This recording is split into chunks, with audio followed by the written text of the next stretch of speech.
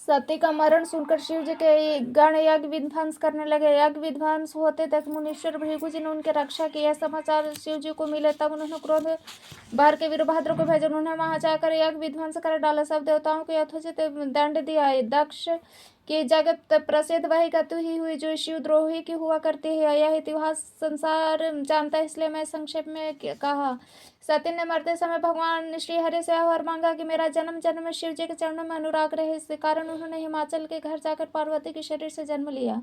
जब उमा जी हिमाचल के घर जन्मे तब से वहाँ सारी सिद्धियां संपत्तियां छा गई। मुनियों ने जहाँ तहाँ सुंदर आश्रम बना लिए। हिमाचल उनको उचित स्थान दिए। उस सुंदर पर्वत पर बहुत प्रकार के सब नए नए वृक्ष सतह पुष्प फलयुक्त हो गए। वहाँ बहुत तरह की मणियों की खान प्रकट हो गई। सारी नदियां पवित्र जल बहा करती है। पशु पक्षी ब्राह्मण सभी सुखी रहते हैं। सब जीवों में अपना स्वाभाविक वैर छोड़कर और पर्वत पर सभी परस्पर प्रेम करते हैं।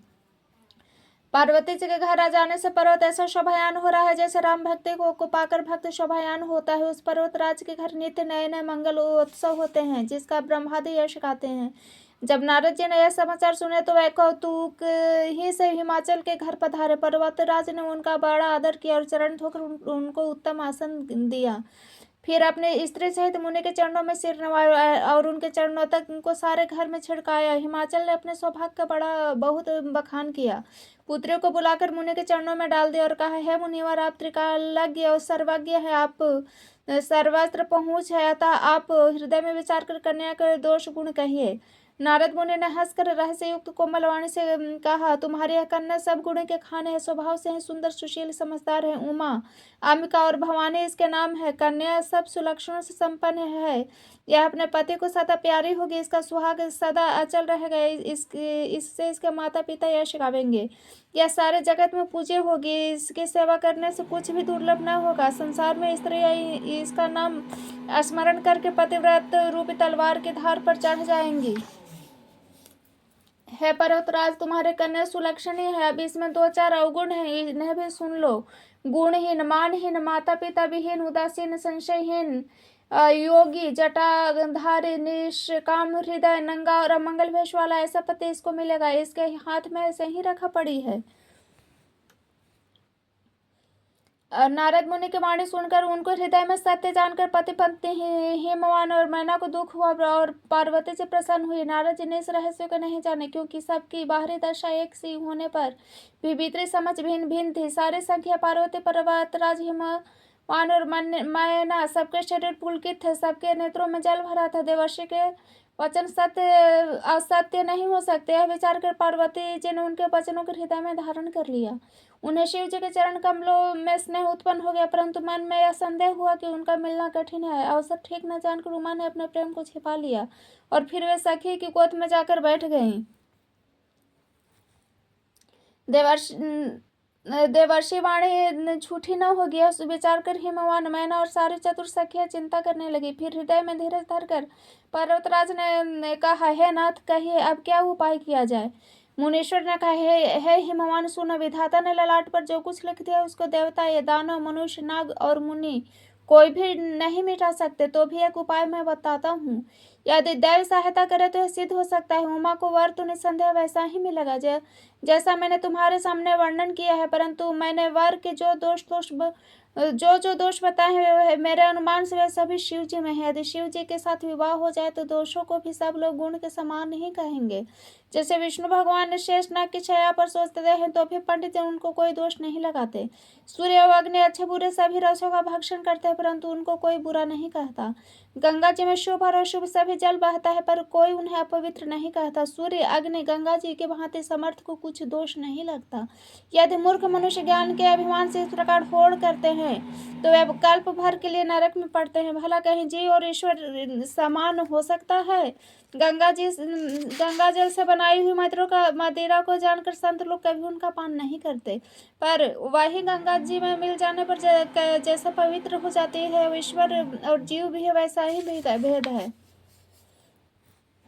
शिव जी सहज ही समर्थ हैं, क्योंकि ये भगवान है, इसलिए इस विवाह में इस प्रकार कल्याण है। परंतु महादेव जी की आराधना बड़ी कठिन है, फिर भी क्लेश करने से, तप करने से कुछ बहुत जल्द संतुष्ट होते हैं। यदि तुम्हारे कन्या तप करे तो त्रिपुरारी महादेव जी होनहार को मिटा सकते हैं। यद्यपि संसार में वर अनेक है, पर इसके लिए शिव जी को छोड़कर दूसरा वर नहीं है। शिव जी वर देने वाले हैं, शरणागतों के दुखों का नाश करने वाले, कृपा के समुद्र, सेवकों के मन को प्रसन्न करने वाले। शिव जी का आराधना किए बिना करोड़ योग जप करने पर भी वांछित फल नहीं मिलता। ऐसा कहकर भगवान का स्मरण करके नारद जी ने पार्वती जी को आशीर्वाद दिया और कहा कि हे पर्वतराज, तुम संदेह का त्याग कर दो, अब यह कल्याण ही होगा। यों कहकर नारद मुनि ब्रह्मलोक को चले गए। अब आगे जो चरित्र हुआ उसे सुना। पति को एकांत में पाकर मैना ने कहा, हे नाथ, मैंने मुनि के वचनों का अर्थ नहीं समझा। जो हमारे कन्या के अनुकूल वर, घर, कुछ उत्तम कुल उत्तम हो तो विवाह कीजिए, नहीं तो लड़की चाहे कुमारी ही रहे। मैं इस अयोग्य वर से कभी उसकी विवाह नहीं करूंगी। मुझे पार्वती मुझे प्राणों के समान प्यारी है। यदि पार्वती की योग्य वर न मिला तो सब लोग कहेंगे कि पर्वत स्वभाव से ही जड़ और मूर्ख होते हैं। हे स्वामी, इस बात को विचार कर विवाह कीजिए, इसमें फिर आगे पीछे से हृदय में संतान न हो। इस प्रकार कहकर मैना पति के चरणों पर मस्तक रखकर गिर पड़े। तब हिमवान ने प्रेम से कहा, चाहे चंद्रमा में अग्नि प्रकट हो जाए, पर नारद जी के वचन झूठे नहीं हो सकते।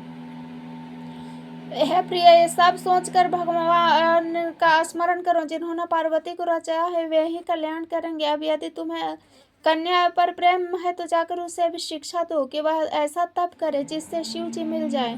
दूसरे उपाय से क्लेश नहीं मिटेगा। नारद जी के वचन रहस्य से युक्त और सकारण है। शिव जी समस्त सुंदर गुणों के भंडार हैं। विचार कर तुम मिथ्या संदेह को छोड़ दो।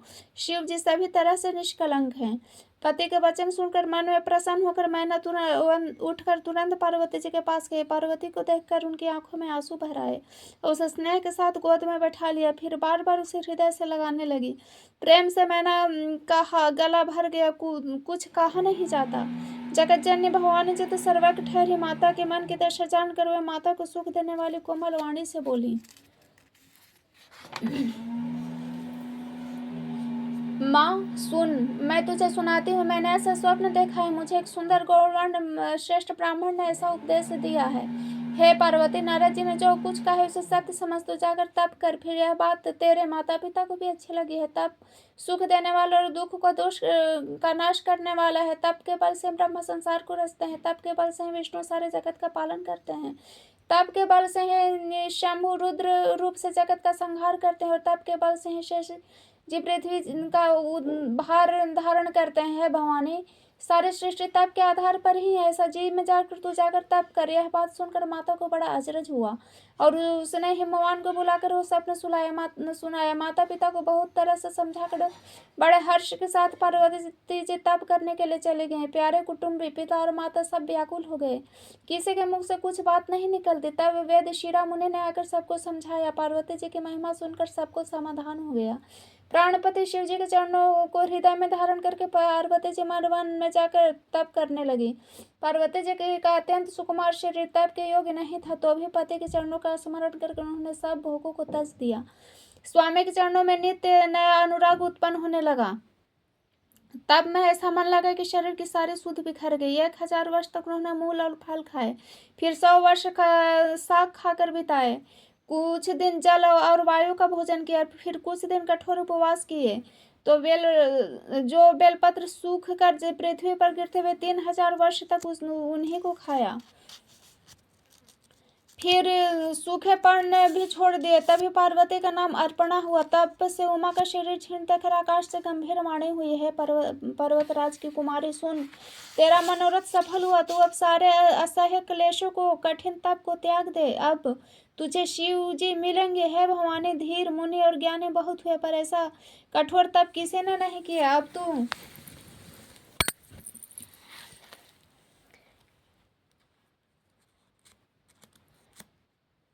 तू श्रेष्ठ ब्रह्म वाणी को सत्य निरंतर पवित्र जानकर अपने हृदय में धारण कर। जब तेरे माता पिता बुलाने को आवे तब हठ छोड़कर चले जाना, और जब तुम्हें सप्त ऋषि मिले तब इस वाणी को ठीक ठीक समझना।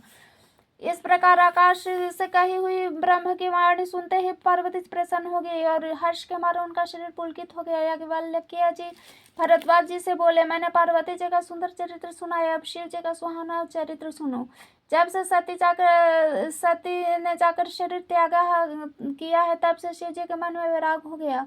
वे सदा श्री रघुनाथ जी का नाम जपने लगे। जहाँ तहाँ श्री रामचंद्र जी के गुणों की कथाएं सुनने लगे। सीतानंद सुख के धाम, मोह मद और काम से रहित शिव जी, संपूर्ण लोगों को आनंद देने वाले भगवान श्री हरि को हृदय में धारण करके पृथ्वी पर विचरने लगे। वे कहीं मुनियों को ज्ञान का उपदेश करते और कहीं श्री रामचंद्र जी के गुणों का वर्णन करते थे। यद्यपि सुजान शिव जी निष्काम है, तो भी भगवान अपने भक्त के वियोग में दुख से दुखी हैं। इस प्रकार बहुत समय बीत गया। श्री रामचंद्र जी के चरणों में नित्य नई प्रीति हो रही है। शिव जी के कठोर नियम, अनन्य प्रेम, उनके हृदय में भक्ति के अटल टेक को जब श्री रामचंद्र जी ने देखा, तब कृतज्ञ उपकार करने वाला कृपालु रूप और शील के भंडार महान तेज पुंज भगवान श्री रामचंद्र जी प्रकट हुए। उन्होंने बहुत तरह से शिव जी की सराहना की और कहा कि आपके बिना ऐसा कठिन व्रत कौन निभा सकता है। श्री रामचंद्र जी ने बहुत प्रकार से शिव जी को समझाया और पार्वती जी का जन्म सुनाया। कृपा निधान श्री रामचंद्र जी ने विस्तार पूर्वक पार्वती जी के अत्यंत पवित्र करने का वर्णन किया। फिर उन्होंने शिव जी से कहा, हे शिव जी, यदि आप मुझ पर स्नेह है तो अब आप मेरी विनती सुनिए। मुझे यह मांगे दीजिए कि आप जाकर पार्वती के साथ विवाह कर लें। शिव जी ने, यद्यपि ऐसा उचित नहीं है, परंतु स्वामी की बात भी मेटी नहीं जा सकती। है नाथ, मेरा यही परम धर्म है कि मैं आपकी आज्ञा को सिर पर रखकर उसका पालन करूं। माता पिता गुरु स्वामी की बात को बिना ही विचारे शुभ समझकर करना चाहिए। फिर आप तो सब प्रकार से मेरे परम हितकारी हैं नाथ। आपकी आज्ञा मेरे सिर पर है। शिव जी के भक्ति ज्ञान धर्म से युक्त वचन रचना सुनकर प्रभु रामचंद्र जी संतुष्ट हो गए। प्रभु ने कहा, हे हर, आपकी प्रतिज्ञा पूरी हो। अब हमने जो कहा है उसे हृदय में रखना। इस प्रकार कहकर श्री रामचंद्र जी अंतर ध्यान हो गए। शिव जी ने उनकी यह मूर्ति अपने हृदय में रख ली। उसी समय सप्त ऋषि शिव जी के पास आए। प्रभु महादेव जी ने उनसे अत्यंत सुहाने वचन कहे। आप लोग पार्वती के पास जाकर उनके प्रेम की परीक्षा लीजिए। हिमाचल को कहकर उन्हें पार्वती को लिवा लाने के लिए भेजिए तथा पार्वती को घर भिजवाइए। उनके संदेह को दूर कीजिए।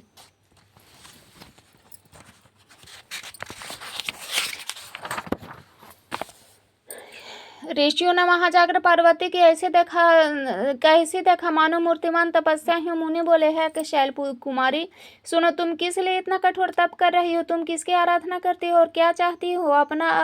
हमसे अपना भेद क्यों नहीं कहती?